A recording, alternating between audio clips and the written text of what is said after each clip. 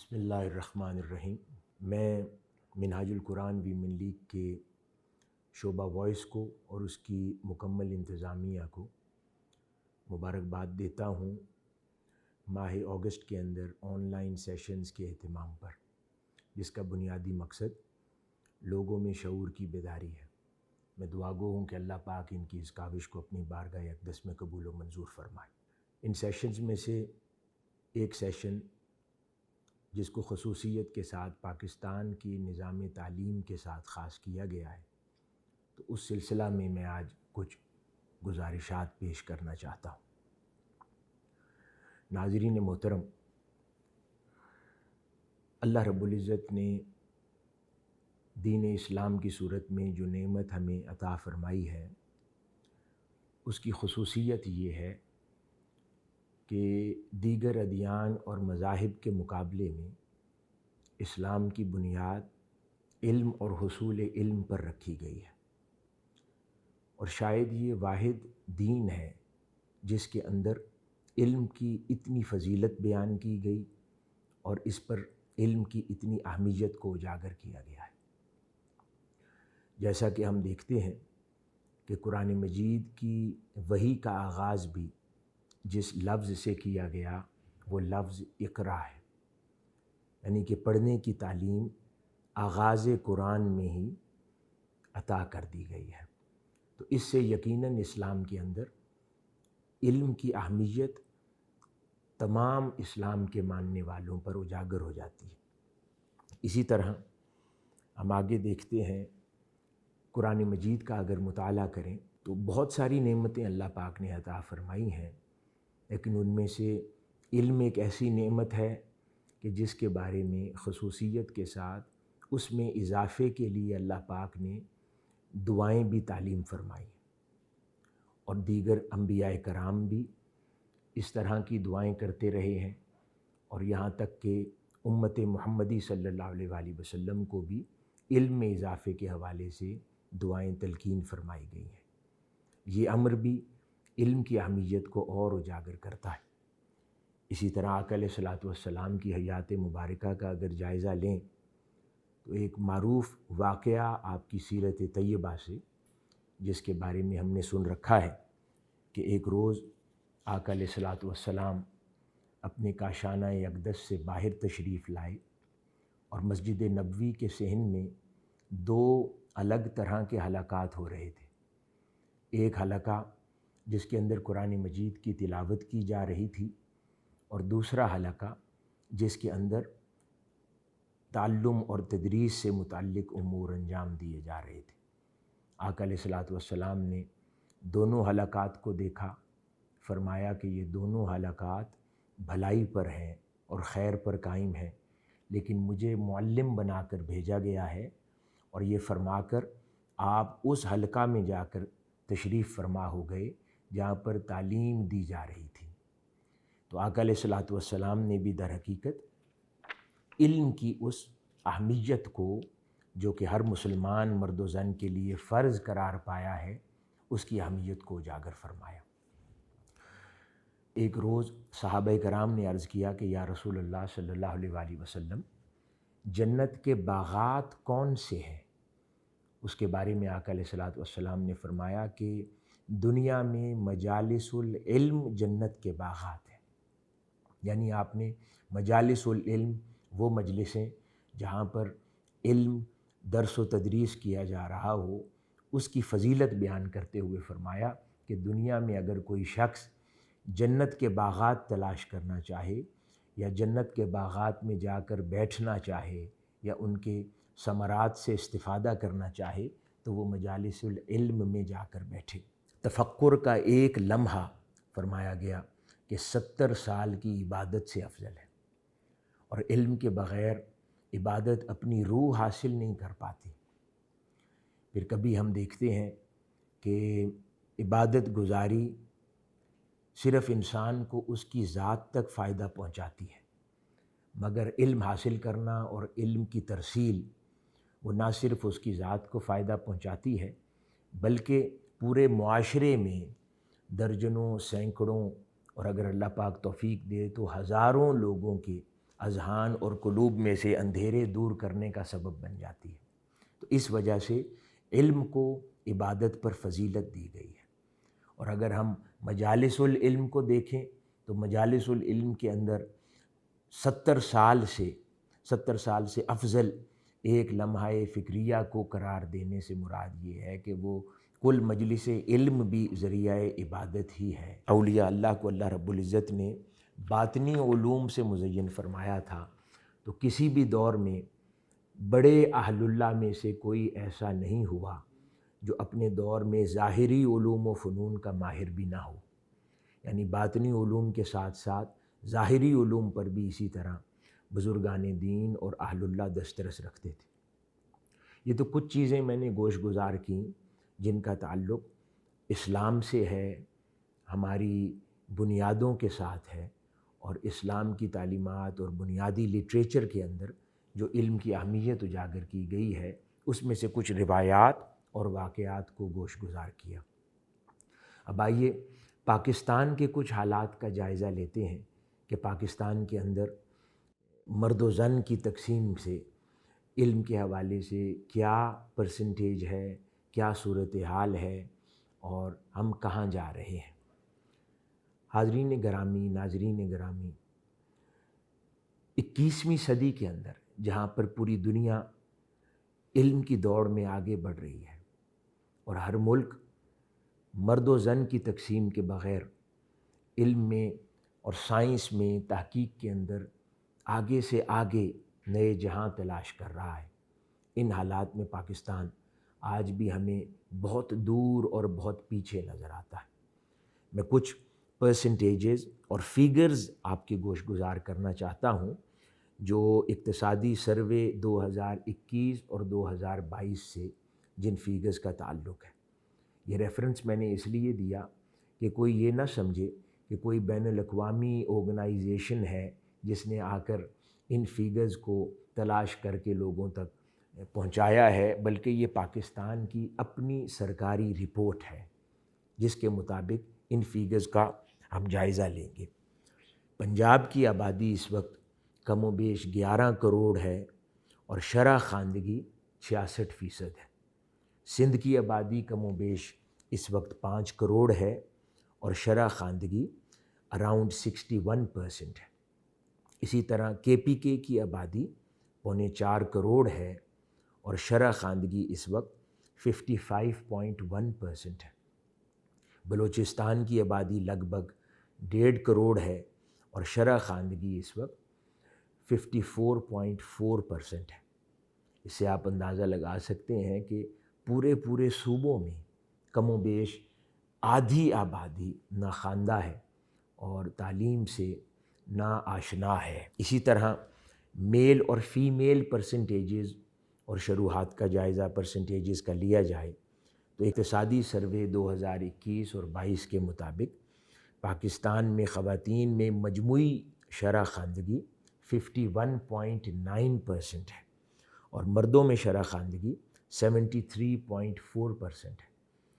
وہ قومیں جہاں پر ایز اے ہیومن ریسورس مرد و زن کی تقسیم ہاف اینڈ ہاف ہو، وہاں پر آدھا طبقہ علم سے محروم ہو اور وہ نیشنل ڈیولپمنٹ میں کنٹریبیوٹ نہ کر پاتا ہو، اکنامک کنٹریبیوشنز نہ کر پاتا ہو، تو وہ ملک ترقی کیا کرے گا؟ تو یہی حالات ہم پاکستان میں دیکھتے ہیں کہ خواتین میں بالکل تعلیم کے حوالے سے اس طرح جس طرح توجہ دی جانی چاہیے نہیں دی جا رہی۔ آگے چلتے ہیں اور کچھ اور فیگرز کی طرف۔ صوبوں میں میل اور فیمیل شرح خواندگی کی فردر ڈیٹیلز کا جائزہ لیتے ہیں اسی اقتصادی سروے 2021 اور 22 کی روشنی میں۔ پنجاب میں جیسے میں نے عرض کیا میل شرح خواندگی کی شرح 74.2 ہے، فیمیل شرح خواندگی کی پرسنٹیج 58.4% ہے۔ سندھ میں میل شرح خواندگی 72.9% ہے اور فیمیل شرح خواندگی 49.7% ہے۔ KPK جو کہ حال ہی میں بہت پروگریسو صوبے کے طور پر کلیمز رجسٹر کرتا رہا ہے، وہاں پر دیکھیں تو 72.8% میل شرح خواندگی ہے، جبکہ فیمیل شرح خواندگی سندھ سے بھی نیچے 37.4% ہے، اور بلوچستان میں میل شرح خواندگی 69.4% ہے اور فیمیل شرح خواندگی 38.8% ہے۔ یعنی بلوچستان میں فیمیل شرح خواندگی KPK میں فیمیل شرح خواندگی سے زیادہ ہے، تو یہ تعجب والی فیگرز ہیں۔ اسی طرح صوبوں کا گراف بتاتا ہے کہ پنجاب کے علاوہ باقی تمام صوبوں میں خواتین کی شرح خواندگی 50% سے بہت نیچے ہے، یعنی کل تعداد پورے ملک میں جو خواتین کی ہے اس میں 50% خواتین تعلیم کے زیور سے ناآشنا ہے اور آراستہ نہیں ہے۔ اس سے اندازہ لگا سکتے ہیں کہ نیشنل ڈیولپمنٹ کے لیے اور تعلیم کے حوالے سے ہمارے رجحانات کیا ہیں، اور ہم آدھی آبادی یعنی فیمیلز کو اپنے ملک کے اندر کتنی اہمیت دیتے ہیں۔ آگے اگر اس خطے میں تعلیم کی اور شرح خواندگی کے رجحانات کا جائزہ لیں تو ہمیں دیکھنے میں ملتا ہے کہ انڈیا تعلیم پر GDP کا 3.8% خرچ کرتا ہے۔ بھوٹان جیسا چھوٹا ملک اپنی تعلیم کے اوپر 6% آف their ٹوٹل GDP خرچ کرتا ہے۔ بنگلہ دیش بھی 3.6% GDP کا تعلیم پر خرچ کرتا ہے۔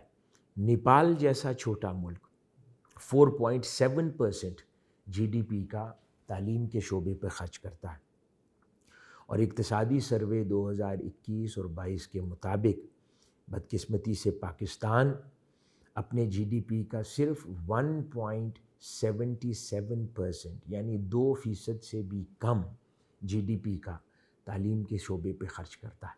یعنی اس پورے خطے میں بھی اگر موازنہ کر لیا جائے تو پاکستان ایک تو شرح خواندگی میں سب سے نیچے ہے، اور اس کے علاوہ اس میں بہتری کے لیے خاطر خواہ کوششیں بھی نہیں کر رہا، بلکہ ہر اگلے سال GDP کی کم سے کم پرسنٹیج اس پر خرچ کرنے کا ارادہ کرتا ہے۔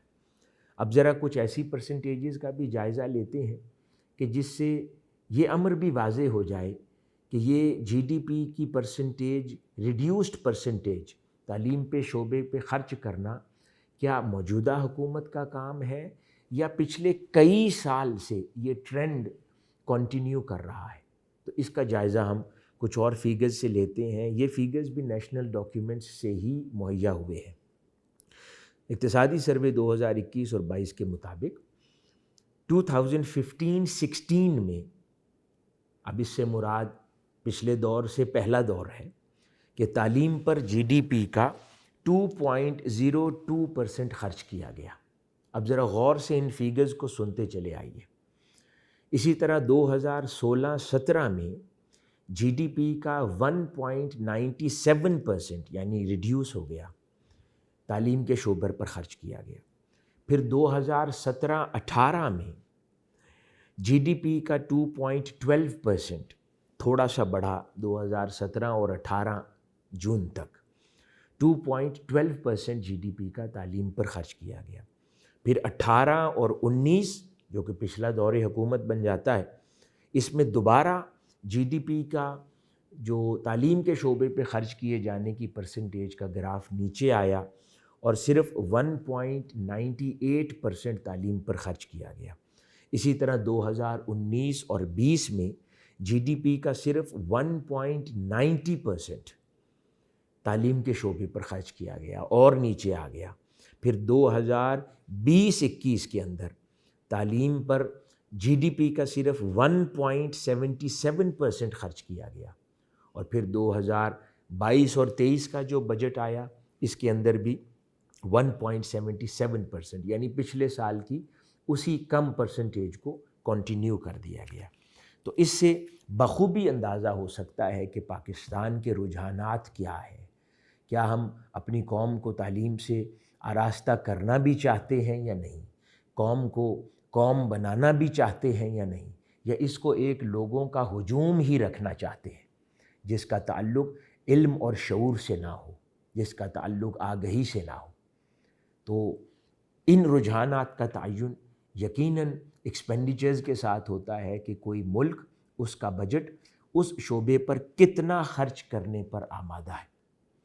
اسی طرح اگر خطے کے ممالک میں شرح خواندگی کا جنرل جائزہ لیا جائے تو بنگلہ دیش میں شرح خواندگی اس وقت 75% ہے، بھارت کے اندر 65% ہے، سری لنکا میں 91% ہے، نیپال میں 63% ہے، مالدیوز میں 99% لوگ تعلیم یافتہ ہیں، اور پاکستان میں صرف 62% لوگ۔ اور یاد رکھیے کہ جب ہم شرح خواندگی کا ذکر کرتے ہیں تو اس سے مراد ماسٹرز ڈگریز نہیں ہیں، بیچلرز کی ڈگریز نہیں ہیں۔ شرح خواندگی سے مراد صرف یہ ہے کہ کوئی لکھنا پڑھنا جانتا ہو اور دستخط کر سکتا ہو، اس کو شرح خواندگی شمار کیا جاتا ہے۔ اگر پاکستان میں صرف تھوڑا بہت لکھنا پڑھنا جاننا اور دستخط کرنے کی اہلیت صرف اسی سے ہی آراستہ 62% لوگ ہیں، اور 38% لوگ وہ ہیں کہ جو تھوڑا بہت بھی لکھنا پڑھنا نہیں جانتے 21ویں صدی کے اندر۔ تو ہمارے یہ دعوے غلط نہیں ہیں کہ ہم پوری دنیا میں دیگر ممالک کے ساتھ کمپیٹ کرنا چاہتے ہیں، ہم بڑے بڑے دعوے کرتے ہیں، جبکہ ان دعووں کے مطابق ہمارا عمل نہیں ہے۔ ہماری خواہشات تو بہت بڑی ہیں، ہمارے خواب بڑے ہیں، لیکن ان خوابوں کو تعبیر میں بدلنے کے لیے ہمارا ارادہ کمزور ہے، ہمارے اقدامات کمزور ہیں، ہمارے اٹھائے گئے سٹیپس کمزور ہیں جو ہمیں ان خوابوں کی طرف لے جانے سے قاصر ہیں۔ مجموعی تعلیمی ادارہ جات اور اساتذہ کا اگر جائزہ لیں پاکستان میں تو اس وقت مجموعی پرائمری سکولز پاکستان کے اندر کم و بیش 1,83,000 ہے، جہاں پر 5,07,000 اساتذہ پڑھاتے ہیں۔ اسی طرح مجموعی مڈل سکولز کا عدد پاکستان میں 48,000 ہے، جہاں پر 4,66,000 اساتذہ پڑھاتے ہیں، اور مجموعی سیکنڈری سکولز کا عدد پاکستان میں 32,000 ہے، جہاں پر 5 لاکھ اساتذہ بچوں کو پڑھا رہے ہیں، اور مجموعی کالجز کا عدد پاکستان میں 6,000 ہے، جہاں پر 1,36,000 اساتذہ پڑھاتے ہیں، اور مجموعی یونیورسٹیز کی تعداد پاکستان میں 218 ہے، جہاں پر 58,000 اساتذہ پڑھا رہے ہیں۔ عدد تو پڑھانے والے اساتذہ کرام کا بہت ہے، لیکن انفارچونیٹلی معیار تعلیم نہیں ہے، نہ وہ معیار کریکولم میں ہے، نصابی کتابیں معیاری نہیں ہیں، پڑھانے والے اساتذہ معیاری نہیں ہیں، ان اساتذہ کے لیے مناسب ٹریننگ کورسز کا اہتمام نہیں کیا جاتا تاکہ ان کے اسکل سیٹ کو انہینس کیا جا سکے، ان کی کیپیبلٹیز کو انہینس کیا جا سکے، ان کی لینگویج سکل کو امپروو کیا جا سکے، ان کی ٹیکنیکل سکل کو امپروو کیا جا سکے۔ ان چیزوں کے اوپر توجہ نہیں ہے۔ اور توجہ کیوں کر ہو کہ جب ملک صرف اپنے پورے جی ڈی پی کا 1.77% خرچ کرتا ہے تعلیم کے شعبے پر، اس جی ڈی پی سے در حقیقت ان لکھوں خواہ اساتذہ کی ٹریننگ ہونا تھی، ان لکھوں خواہ اساتذہ کو جدید نوعیت کے کورسز کروائے جانا تھے، نصاب پر خرچ کیا جانا تھا، اعلیٰ سطح کے نصاب کے لیے تحقیقات کے شعبہ جات قائم کیے جانے تھے۔ یہ سب کچھ اس جی ڈی پی کے ایکسپینڈیچرز سے ممکن ہونا تھا، لیکن ہم نے تو اس کے لیے جی ڈی پی مختص ہی نہیں کیا، تو ان شعبہ جات پر کیسے خرچ کیا جائے؟ پرائیویٹ سیکٹر میں جس کی جتنی بساط ہوتی ہے وہ اتنا خرچ کر لیتا ہے، اور گورنمنٹ سیکٹر کے اندر جہاں پر میجورٹی آف دا اسٹوڈنٹس زیر تعلیم ہیں، ان کے لیے ہم کوئی بھی اہتمام کرنے سے قاصر ہیں۔ اسی طرح 75 سال ہو چکے ہیں پاکستان کو آج بنے ہوئے، اگر ہر سال بھی 1% شرح خواندگی بڑھانے پر توجہ دی جاتی، جب پاکستان معرض وجود میں آیا تو اس وقت غالباً پاکستان کی شرح خواندگی 10% تھی، اگر ہر سال 1% بھی شرح خواندگی بڑھانے پر حکومتیں توجہ دیتی تو آج کم از کم 85% پاکستان کی شرح خواندگی ہونی چاہیے تھی۔ اس سے مراد یہ ہے کہ پاکستان میں اس شعبے کو نگلیکٹ کیا گیا ہے۔ ہمارے لیے بہت سی اور چیزیں ضروری ہیں. شاید میڈیا پر ہر روز بیٹھ کر ایسی لا حاصل گفتگو کے اندر ہم مصروف رہتے ہیں اور قوم کو بھی مصروف رکھتے ہیں، اور اصل قوم کے مسائل کی طرف ہماری توجہ نہیں ہے کہ جس نے در حقیقت اس قوم کو قوم بنانا ہے، اس قوم کی طرف توجہ نہیں ہے. اسی لیے حضور شیخ الاسلام کے الفاظ میں کتنی خوبصورت بات ہم تک پہنچی کہ 1947 میں ایک قوم تھی جسے ایک ملک کی تلاش تھی. آج دہائیاں گزرنے کے بعد ایک ہجوم ہے جسے ایک قوم کی تلاش ہے، یا ایک ملک ہے جسے قوم کی تلاش ہے. اور قوم از خود نہیں بنتی، قومیں بنائی جاتی ہیں شعور کے ساتھ، تعلیم کے ساتھ. ان پر محنت کی جاتی ہے. جب ان پر محنت نہ کی جائے تو ہجوم سے قوم بننے کی امید رکھنا ناجائز ہے. تحریک منہاج القرآن نے حضور شیخ الاسلام کی قیادت میں اس المیے کو 1980 میں ہی بھانپ لیا تھا. یہی وجہ ہے کہ حضور شیخ الاسلام نے تحریک منہاج القرآن کی بنیاد علم پر رکھی، تعلیمی اداروں پر رکھی. اور یہ جو تفریق مرد و زن کے اندر شرع خواندگی کے حوالے سے ہے، اس تفریق کو بھی ختم کرنے کے لیے جتنے ادارے آپ نے مردوں کے لیے قائم فرمائے، اتنے یا اس سے زائد ادارے آپ نے خواتین کے لیے قائم فرمائے.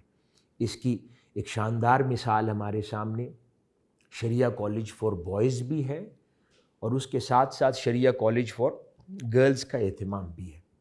اسی طرح منہاج یونیورسٹی لاہور ہے کہ یہاں پر بھی جتنا عدد میل سٹوڈنٹس کا ہے اتنا ہی عدد فیمیل سٹوڈنٹس کا ہے. ایکول اپرچونٹی ان کو مہیا کی جاتی ہے. منہاج ایجوکیشن سوسائٹی کے سینکڑوں چلنے والے اسکولز کے اندر مرد و زن کی تعداد، بچوں اور بچیوں کی تعداد کا جائزہ لیا جائے تو وہ بھی 50-50 ہے. اسکالرشپس جو ان کے درمیان تقسیم کی جاتی ہے وہ بھی ایکول ہے. بلکہ ہر سال میں دیکھتا ہوں کہ بچیوں کو ملنے والا عدد اسکالرشپس کا لڑکوں سے بہت زیادہ ہوتا ہے. اس لیے کہ اس ملک میں بچیوں کو، بیٹیوں کو، بہنوں کو تعلیم دینا ناگزیر ہے. اس لیے کہ نپولین نے کہا تھا تم مجھے اچھی مائیں دو، میں تمہیں اچھی قوم دوں گا. علامہ اقبال رحمۃ اللہ علیہ کی زبان میں بہت خوبصورت بات آپ نے فرمائی، اور اس ملک اور قوم کی بیٹیوں سے مخاطب ہو کر آپ نے فرمایا کہ اگر میری بیٹیوں تم چاہتے ہو کہ تمہیں بھی اللہ پاک شبیر جیسی نعمت سے نوازے تو پھر اپنا کردار اور اپنی زندگی سیدہ فاطمۃ الزہرا علیہ السلام جیسی کر لو.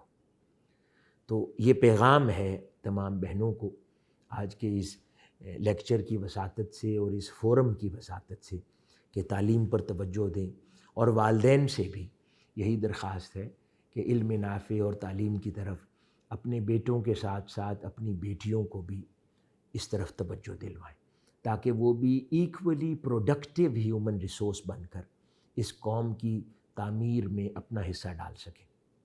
آخر میں ایک بار پھر میں وائس فورم کو اور منہاج القرآن ویمن لیگ کو ان سیشنز کے اہتمام پر مبارکباد دیتا ہوں.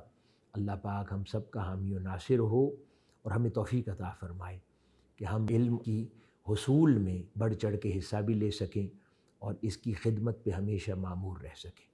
والسلام وما علینا الا البلاغ. عالمی شہرت یافتہ شخصیت ڈاکٹر حسین محی الدین قادری کے علمی و فکری خطابات، رپورٹس اور ڈاکومنٹری سے مستفید ہونے کے لیے ابھی آفیشیل یوٹیوب چینل ڈاکٹر حسین قادری سبسکرائب کریں. اپ ڈیٹ رہنے کے لیے بیل کا بٹن دبائیں.